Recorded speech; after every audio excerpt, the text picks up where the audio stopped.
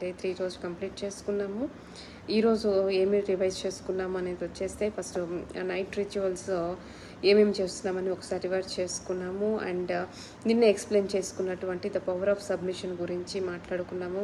ఎవరైతే నేర్చుకోవడానికి రెడీగా ఉన్నారో వాళ్ళకి when the student is ready the teacher appears అని చెప్పారు. And also are you working with your full potential, మన యొక్క ఫుల్ శక్తితోటి ఫుల్ కాన్సన్ట్రేట్ చేస్తోటి ఒక పని మొదలుపెట్టి సాధిస్తున్నామా అనేది చూసుకోవాలి. దానికి are you working with full potential అని వచ్చినప్పుడు మనకి ఎస్ వస్తుందా, ఆన్సర్ నో వస్తుందా అనేది మనము హానెస్ట్గా డిసైడ్ అవ్వాలి అన్నమాట.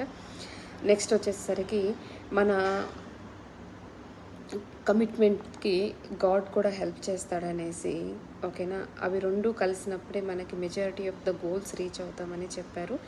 సరే, ఈరోజు కాన్సెప్ట్కి వచ్చేస్తే బ్రీత్ ఎక్సర్సైజ్ గురించి, బ్రీత్ అనే బుక్ గురించి చెప్పారు. సరే, బ్రీత్ అంటే మనము మోస్ట్ ఆఫ్ అస్ నోటి ద్వారా కూడా పిలుస్తామన్నమాట. సో దీని ద్వారా ఏం చెప్తున్నారంటే అన్ని యానిమల్స్ బ్రీత్ చేస్తాయి, కానీ హ్యూమన్ అనేది మోస్ట్లీ నోటి ద్వారా కూడా బ్రీత్ చేస్తున్నారు. దానివల్ల మనకి ఆక్సిజన్ అనేది ఎక్కువగా అందకపోవటము అండ్ వెరీ ఫ్రీక్వెంట్గా ఆక్సిజన్ రావడం లేదు. ఫ్రీక్వెంట్గా ఆనాపాన అనేది చెప్పారు కదా, బ్రీత్ ఇన్ బ్రీత్ అవుట్కి చేస్తున్నాం అనేసి. దానివల్ల మన recharge cycles like breath cycles అనేవి పెరిగిపోవటం మన లైఫ్ స్పాన్ అనేది తగ్గుతూ ఉందనేది కూడా చెప్పారనమాట. సో బ్రీతింగ్ నోటి ద్వారా కాకుండా ముక్కు ద్వారా చేయడం ద్వారా మన నాజల్ క్యావిటీస్ ద్వారా మనకు వెళ్తున్న ఎయిర్ అనేది ఫస్ట్ ప్యూరిఫై అవుతుంది. అండ్ నెక్స్ట్ ఇంకొకటి వచ్చేసేసరంటే డ్రైగా ఉండకుండా ఎయిర్ అనేది డ్రై అవ్వకుండా మాయిశ్చర్ తోటి లోపలికి వెళ్తుంది. సో ఇంకొకటి వచ్చేసేసరికి మనము మౌత్ ద్వారా కాకుండా ముక్కు ద్వారా ఎప్పుడైతే గాలి పీల్చుకుంటున్నామో ఆక్సిజన్ కెపాసిటీ అనేది 20% అనేది పెరుగుతుంది. అంటే మనం నార్మల్గా బ్రీత్ చేస్తున్న దానికంటే ఒక 20% కేపబిలిటీ పెరుగుతుంది అని చెప్పారు. అండ్ నెక్స్ట్ వచ్చేసేసరికి నైట్రిక్ ఆక్సైడ్ బేసిక్గా మన బాడీ ప్రిపేర్ చేసుకుంటుంది. కానీ ఈ మనం ఎప్పుడైతే ముక్కు ద్వారా ముక్కు ద్వారా ఆక్సిజన్ని తీసుకుంటున్నామో మంచి ఆక్సిజన్ వెళ్ళటం ద్వారా 6 times నైట్రిక్ ఆక్సైడ్ని మన బాడీ ప్రొడ్యూస్ చేసుకునే కేపబిలిటీ అనేది పెరుగుతుందని చెప్పారు.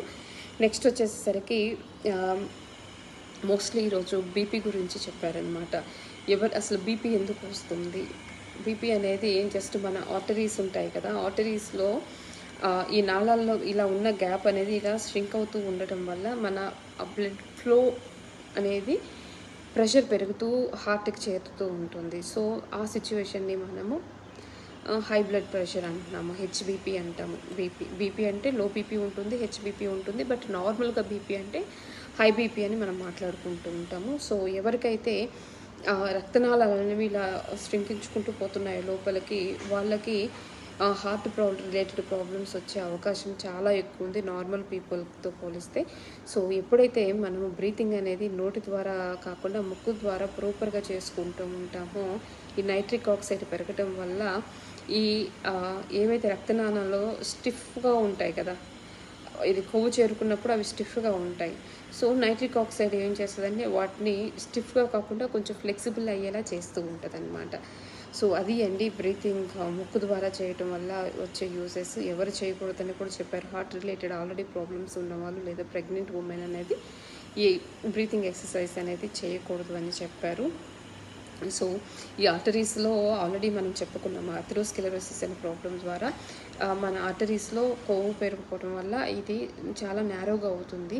సో దీన్ని డిటాక్సిఫికేషన్ చేసుకోవడం, దీన్ని క్లీనప్ చేసే ప్రాసెస్ ఏంటి అంటే ఓన్లీ ఉపవాసం అని చెప్పారు. ఫాస్టింగ్ ఎప్పుడైతే మనం ఫాస్టింగ్ చేస్తామో ఫాస్టింగ్ ద్వారా అది ఈ ఫ్యాట్ అనేది క్లీనప్ అవుతూ ఉంటుంది అని చెప్పుకున్నాము. సో ఈ ఫ్యాట్ అనేది క్లీనప్ అవటం కూడా ఎలా అవుతుందని కూడా చెప్పారనమాట. 1 kg ఫ్యాట్ అనేది మనకు తగ్గినప్పుడు ఓకేనా, అది 850 grams కార్బన్ డైఆక్సైడ్లా బయటకు వస్తుంది అనేసి, అండ్ రిమైనింగ్ 150 grams అనేది వాటర్ ఫామ్లో మనకి బయటకు వచ్చేస్తుంది, ఐదర్ స్వెట్ ఆర్ యూరిన్ ఫామ్లో.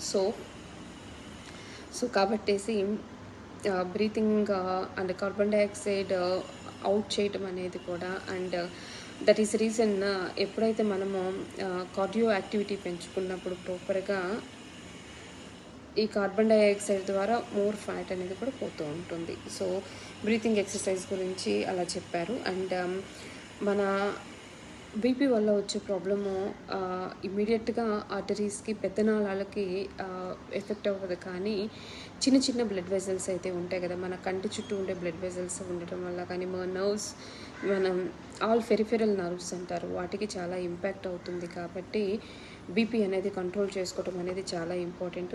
ఆల్రెడీ బీపీ అనేది డయాగ్నైజ్ అయ్యి ఉంటే ఖచ్చితంగా మనము మెడిసిన్ అనేది యూజ్ చేయడం అనేది కూడా చాలా ఇంపార్టెంట్ అనేది చెప్పారు.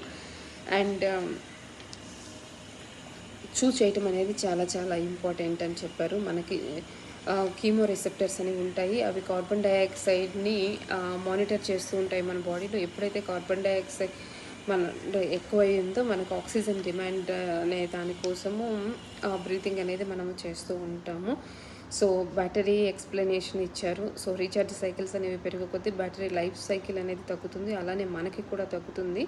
అండ్ మనం ఫుడ్ తినేటప్పుడు చూస్ చేసి తినటం వల్ల కూడా మన క్యావిటీ ఈ జా కెపాసిటీ పెరగటం వల్ల మన బ్రీతింగ్ కెపాసిటీ కూడా పెరుగుతుంది అని చెప్పారు. And everybody try to chew slowly and without watching TVs and phones and okay, that's it for the day. Thank you so much for utilizing this session. Thank you everyone. Have a nice day.